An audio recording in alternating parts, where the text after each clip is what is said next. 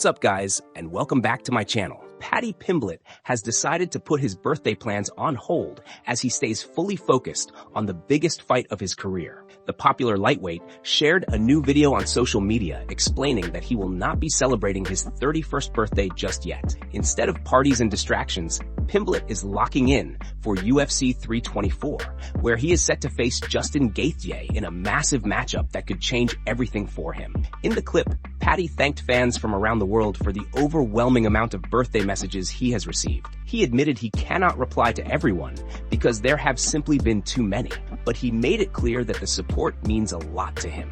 According to Pimblett, the birthday is officially postponed, with celebrations placed on pause until after January 24th. Pimblett confidently stated that if he gets his hand raised at UFC 324, the plan is to celebrate both his birthday and a potential world title moment on the very same night. He sounded motivated, focused, and determined, showing just how seriously he is taking this opportunity. For Paddy, everything now revolves around preparation, discipline, and proving himself inside the octagon. And before we continue, make sure to leave a like on the video and subscribe to help support the channel. Moving on to another news, JDM shared his thoughts on a potential showdown involving some of the biggest names in the sport, and his confidence was on full display. During a recent conversation, JDM was asked for his prediction on a possible Islam Makhachev versus Ilia matchup. After giving it some thought, JDM leaned toward Islam, explaining that the size and strength difference could play a major role in how that fight unfolds. JDM pointed out that Islam has looked noticeably bigger and stronger in recent appearances, suggesting that physicality alone could become a serious problem. He mentioned that Islam looks powerful, solid, and difficult to deal with, especially if he is able to impose his strength over the course of the fight. From JDM's perspective, that size advantage might be too much for Ilia to overcome. At the same time, JDM was careful to give Ilia his respect. He acknowledged that Ilia is a dangerous and heavy puncher who can change a fight instantly if he keeps it standing and lands clean shots. JDM said that if Ilia is able to stay on the feet and connect, it could turn into a very exciting matchup. He added that it is a fight many fans clearly want to see, and one that would deliver fireworks if it ever happens. The conversation then shifted toward JDM himself and how he would fare against Ilia. Without hesitation, JDM confidently stated that he believes he would beat him. When pressed on how it might happen, JDM stayed relaxed and self-assured, saying he reckons he would get the job done. He did not overcomplicate it or make bold predictions about finishes, instead showing calm belief in his skill set. The discussion wrapped up with praise for JDM's recent performance, particularly his fight with Bilal, which was described as exciting and highly entertaining. JDM agreed, calling it a fun and interesting fight, and made it clear that he is eager to get back in there, continue building momentum, and prove he belongs among the very best in the division. Moving on to another news, Anik has made it clear that a potential fight between Conor and Michael-Chandler does not excite him at all. During a recent discussion, the longtime UFC commentator explained that while he does believe Conor will eventually return to the octagon, he does not think the promotion or the fans can rely on him as a central figure anymore. Anik stressed that his lack of interest is not about disrespecting either fighter. He said he would still love to see Conor back competing, and he acknowledged that Chandler always represents himself proudly, often wearing the stars and stripes of the United States of America.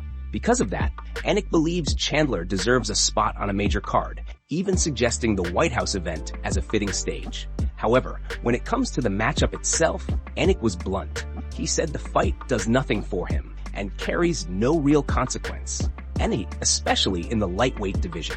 In his view, the bout feels disconnected from the current title picture and long-term storylines. He also pointed out that Chandler has repeatedly claimed that Conor's camp has been mimicking his style in training, something fans have heard about for years without seeing results.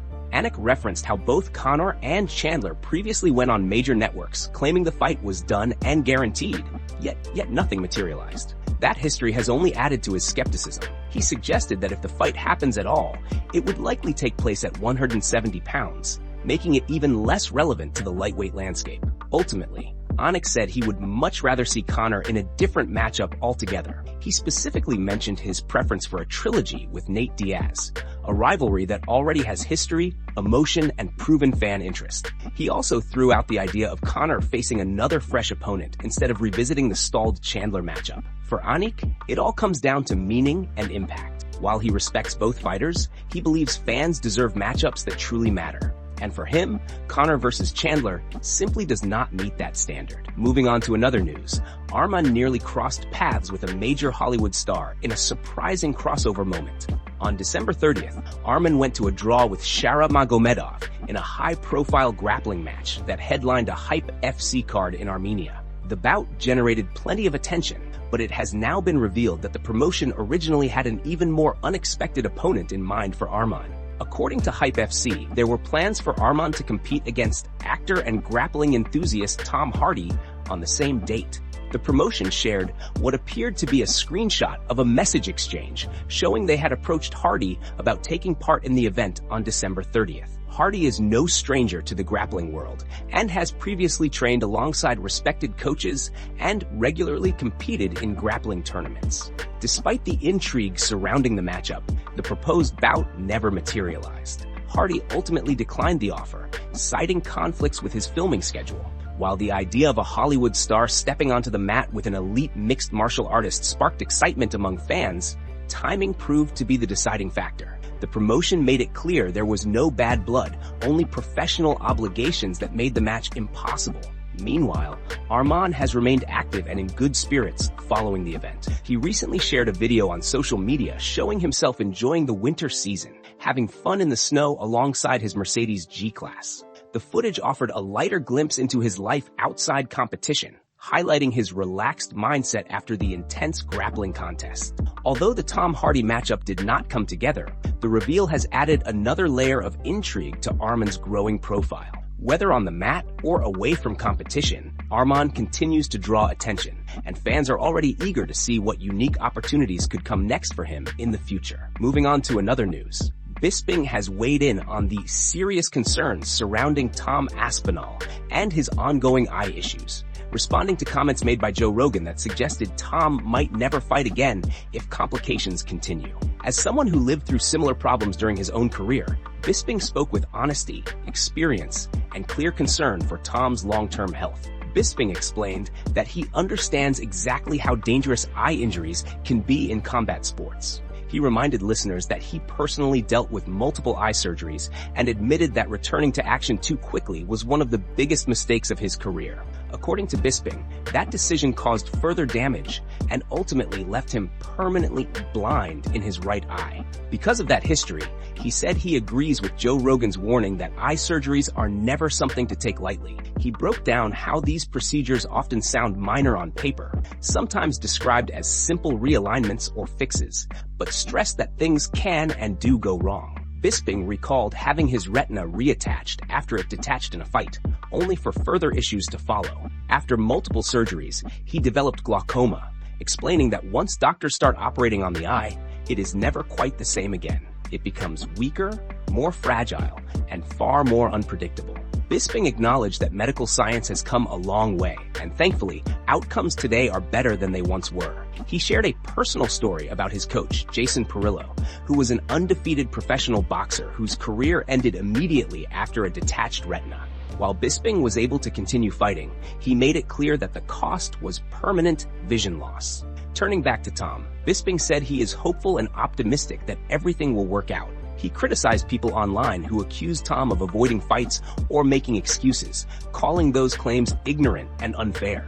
Bisping emphasized that Tom is the heavyweight champion of the world and has openly stated he wants to come back and fight Cyril Gane. According to Bisping, Tom is angry, motivated, and eager to return. However, he stressed one crucial lesson above all else. The one thing you cannot do with an eye injury is rush back. Bisping admitted he rushed into sparring and competition far too soon, and he never recovered his vision. He warned that if Tom needs surgery or multiple surgeries, he must take his time and be patient. If surgery is involved, Bisping expects Tom to be out for several months, and he believes that caution now could be the difference between a comeback and a career-ending outcome. Moving on to another news, new details have emerged surrounding the fatal car accident involving Anthony Joshua's driver, as his uncle has spoken out about what he describes as shocking behavior at the scene. Speaking to Mobile Punch, he claimed that bystanders allegedly stole Anthony Joshua's phone while he was still injured inside the vehicle. instead of offering help or calling emergency services.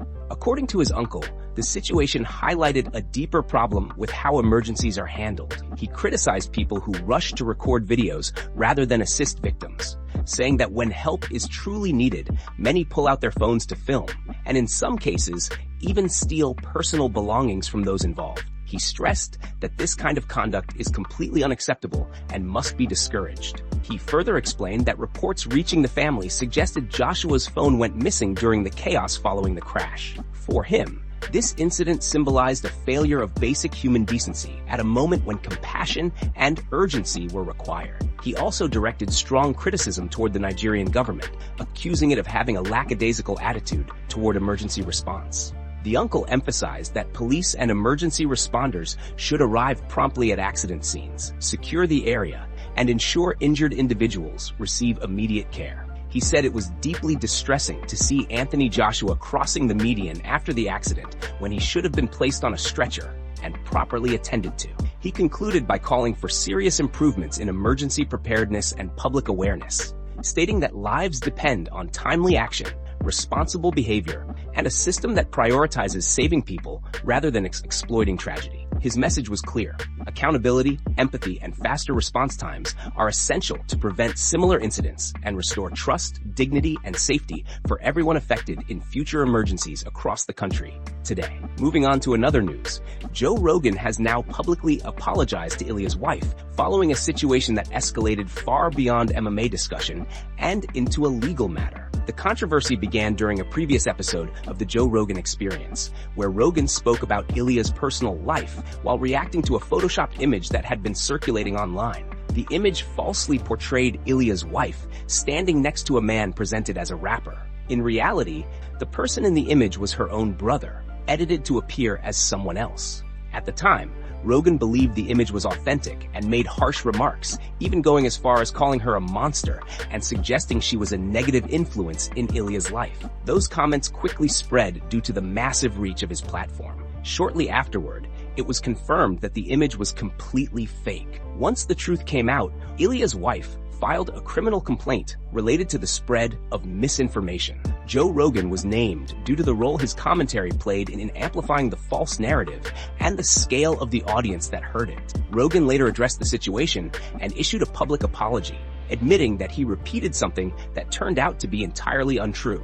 He expressed regret for the harm caused and acknowledged that his words contributed to the situation spiraling out of control. At the same time, he reflected on how this type of scrutiny often comes with fame, explaining that once people become public figures, rumors and invasive speculation tend to follow. Rogan said many people believe they are prepared for that level of attention, but when it actually happens, it can be overwhelming and damaging. He spoke about how social media creates a false image of perfection, where people feel pressured to present flawless relationships and ideal lives.